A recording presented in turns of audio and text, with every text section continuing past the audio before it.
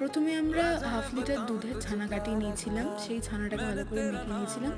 তারপর কড়াইতে সাদা তেল দিয়ে ছানাটা একটুখানি নেড়ে চেড়ে নিচ্ছি, তার মধ্যে নুন চিনি দিয়ে ভালো করে নেড়ে চেড়ে নিলাম।